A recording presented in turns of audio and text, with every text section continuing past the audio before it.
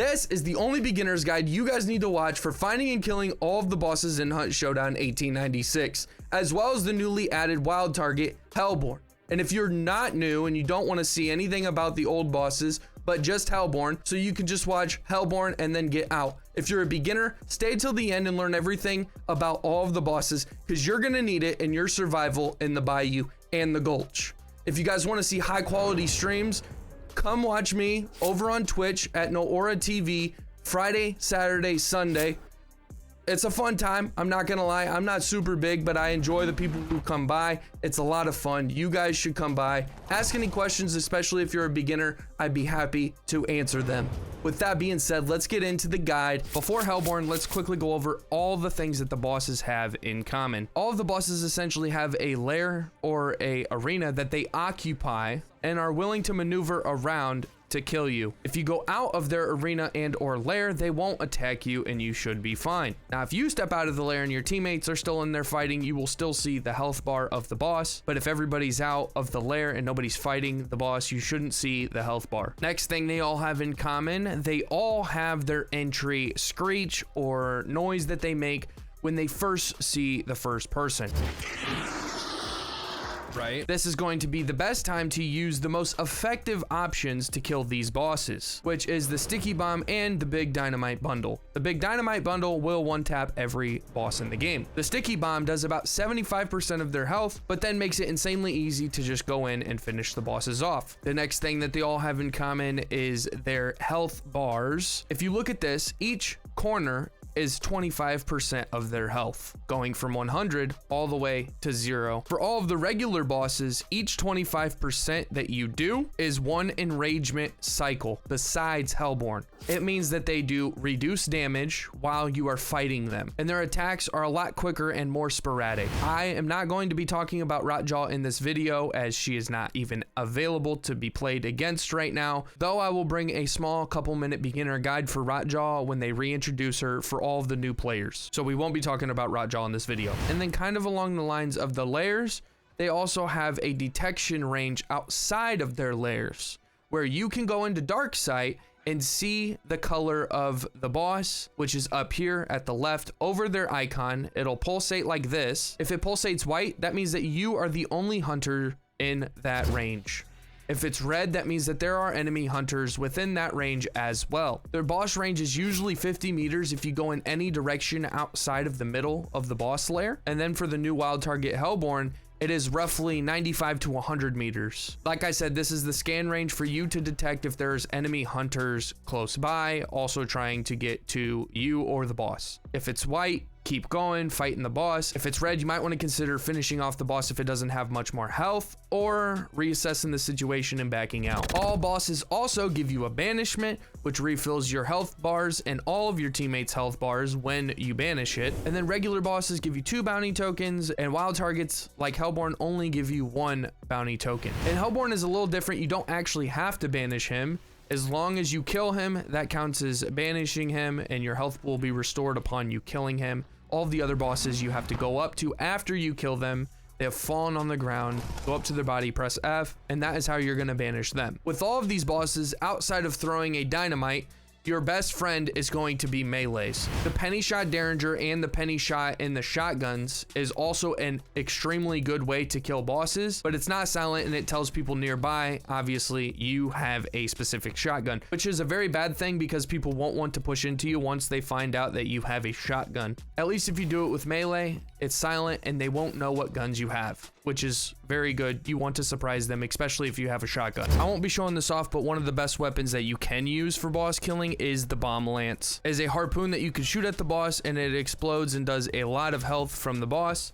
Also, the melee is insanely cracked. This probably is the best way to melee a boss down, but not everyone really wants to bring this, so let's talk about all the other options. Another very viable option for all of the bosses is going to be the katana. You have a trait for 2 points, which lets you sheathe the katana by pressing X, and when you pull it out, you do a big slash attack, and then if you do a heavy attack with the katana, It does a stabbing / piercing attack, which is pretty solid for most of the bosses as well. So first of all, if you find an axe or a hammer in the world, this is a very solid option to use. The problem with this is the spawn rates of these melee world items close to the boss lairs have been changed drastically.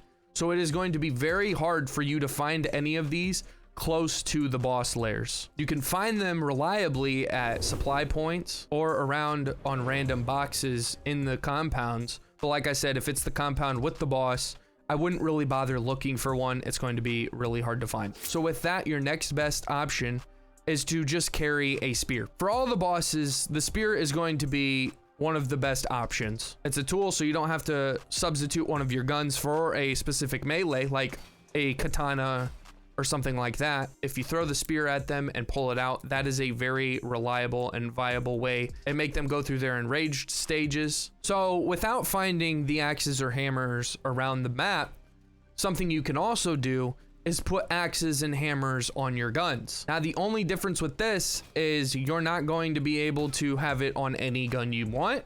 There's only specific guns that have specific attachments. You can also throw on the bayonet, which is solid too for some bosses and not as good against others. Now, if you want to put a axe on your weapon, this is going to be a Talon variant. You can also get a trauma version of your weapons, which is essentially a hammer on the end of your gun. Also, a good thing to note, these melee attachments on your gun are only 10 hunt dollars more than the base gun variant. And if you want the easiest time meleeing the bosses in the game, during the event there is a pack specific trait called Berserker in the Demented pack, and this allows you to do double damage. This is going to be great to kill bosses very quickly. Before I get started, you're going to want to have a stamina shot going, or at least a few people on your team doing this at the same time. So now that I showed everything that the bosses have in common, let's quickly go over all of the bosses one by one, starting with HELLBORNE. Now, how to find HELLBORNE, you're gonna want to go into Darksight and look around. He will make his noise and growl in the direction that he is. So you're just gonna line yourself up and go in that direction. He only currently has 5 spawns on Mammon's Gulch, so he's fairly easy to track down. These are all 5 of the spawns that he has, so try not to forget where these spawns are. So this is HELLBORNE's entry screech, and he doesn't do any damage when he does. Like I said, all of the bosses have their entry screech, and this is the perfect time for you to throw your sticky bomb if that's what you're going to use, or cook your big dynamite bundle. He's a little harder to use the big dynamite bundle because he runs so fast. The big dynamite bundle doesn't have a long fuse at all. I think it is 6 seconds, but if you don't time it right, he might be rushing you and you might accidentally kill yourself using it. So the most reliable way is to just throw the sticky on him and then follow up and finish him off yourself. So what kind of attacks does HELLBORNE do? His first attack, he throws 4 fireballs in succession at you. These aren't very hard to dodge. All you're going to want to do is go right or left of where he's throwing. And then he also has another attack where he will charge at you and do a burst where he has a wall of fire go out around him. And then he throws out 4 fireballs like mortars at a medium distance. This second attack can tank a lot of your health if you don't have a plan going into fighting him. So like I said, meleeing is going to be the best option outside of explosives and dynamites. HELLBORNE also takes solid damage from chokes and is not affected by poison like the Immolator. And something else to note, this is his weak spot. If you do have to shoot him here. This is where he's going to take the most damage at. But if you're solo for HELLBORNE and you have a stamina shot going, that is more than enough. Now within teams, the traumas and the talons are solid and can put down the boss quickly. Now if you're by yourself, if you miss even a little bit, there's a good chance you won't be able to kill him fully. So these are very solid and do a lot of damage to him, but outside of the dynamites, like I said, the most reliable is the spear. So if you're using the spear, all you're gonna wanna do is throw it at him when he's making his entry noise, run up to him. Don't worry about the fire damage that you are going to endure. Pull it out of him and consistently stab him until he's dead. Like I said, you should have a stamina shot going, and if you don't have a stamina, everyone on your team needs to be helping out. Like I said, he's only really gonna do fire damage towards you, but one thing to note is when you start meleeing him, he can be very jittery and move very quickly, almost like he's sliding down a slope or something. It's kind of weird, but you just need to make sure that you are consistently meleeing him and you are on top of him. If he moves, you need to run and move with him while you are meleeing at the same time. Now that is without Salve Skin. Salve Skin is a 3-point trait that reduces your burn speed, so this is good towards Hellborne. Overall, I recommend Salve Skin, especially if you're a solo and you plan on taking on Hellborne at all. But that is everything about Hellborne. Now let's get on to the Butcher.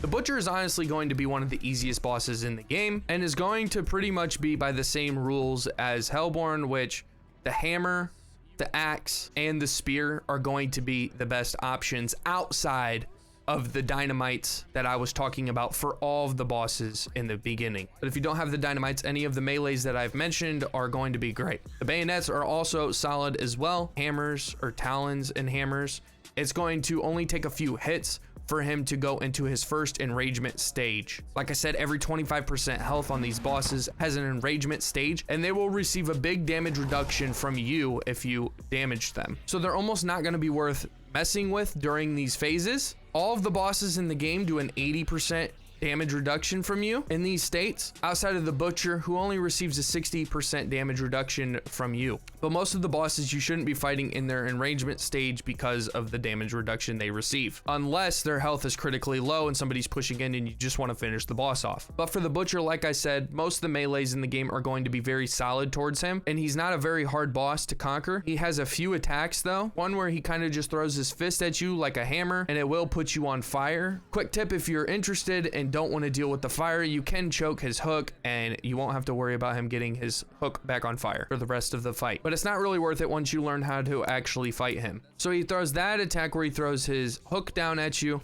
and then he also has another attack where he can throw a fireball at you. This is pretty easy to dodge as well, just like the Hellborne fireballs. Then when he's enraged, he runs faster and flails his arms left and right and will burn anything that he touches. But that is essentially everything to know about the Butcher and how to quickly kill him. Now let's go on to the Spider. Like I said, all of the bosses have an entry noise, which is perfect for you to throw your sticky at them.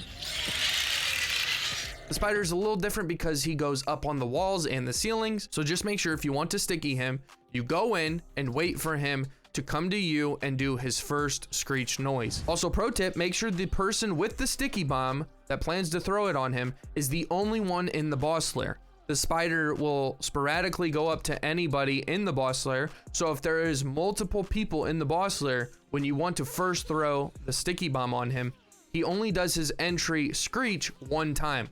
And that is for all of the bosses. They only do the entry screech one time. But it's even more important that the person with the sticky bomb goes in by himself against the Spider, because it is hard to throw the sticky bomb at him when he's on the ceiling and crawling everywhere. So like I said, make sure you are the only one in there if you have the sticky bomb. Tell your teammates not to come in and bother you. Let the Spider start the screech, aim, throw, and stick that Spider. Now, all the same things pretty much apply to all the bosses, the hammers, the axes. They're going to be the best way to kill the boss. And the spear is going to be very reliable as well. But with this, it's slightly different to where the Spider is most susceptible to blunt damage, which are hammers or traumas on your guns. After a few hits, he's going to go in his enraged state. In his enraged state, he is going to get a lot quicker, just like the Butcher, and he is going to do one of his 3 attacks, where he hits you with his arms, and it does 25 HP every time he does this.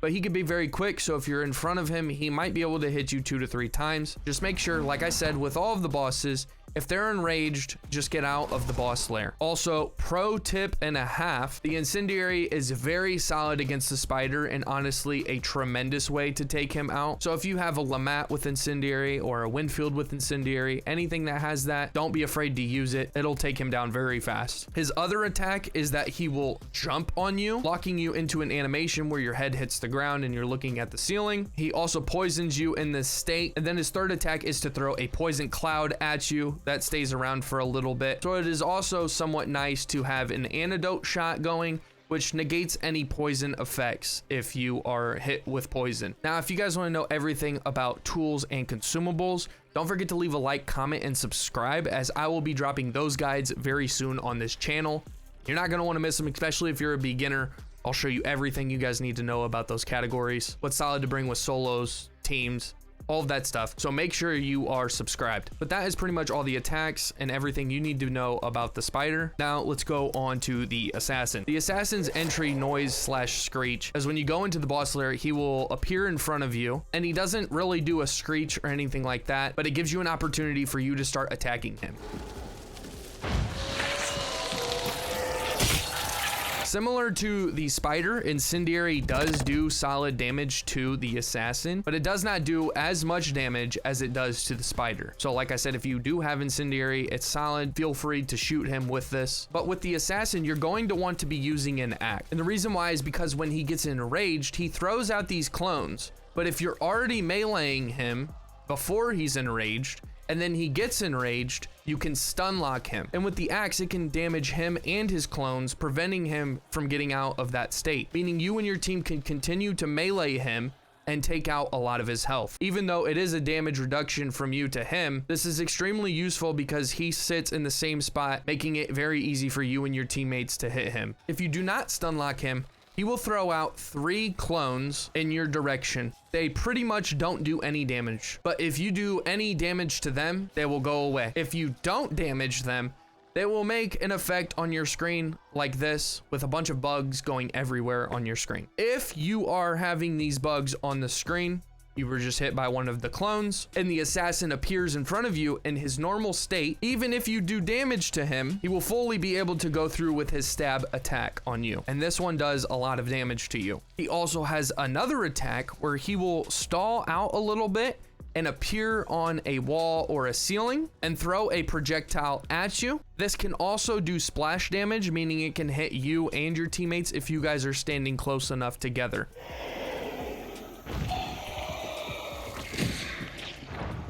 But those are both of his attacks. Like I said, the best melee option is blunt force against the assassin, so the hammer or the trauma. But the axe is very good as well and will deal the rending damage needed to make sure that his clones don't go out into the area and roaming to find you. They just keep reappearing on his body that you can stun lock and keep meleeing. The spear is going to be the least useful against the assassin, as its heavy melee is a piercing melee, and he's the least susceptible to that, but it is feasible to use against the assassin, especially if you're in a team and all you guys have are spears. You can also take an antidote shot, which, like I said, negates all of the poison attributes in the game. So if you're hit with poison, you're standing in poison, anything like that, you won't take any damage from it and you won't be phased. But with the antidote shot and a poison bomb, you can throw it on the ground and stand in the poison. Something to note about the assassin is he will come to you.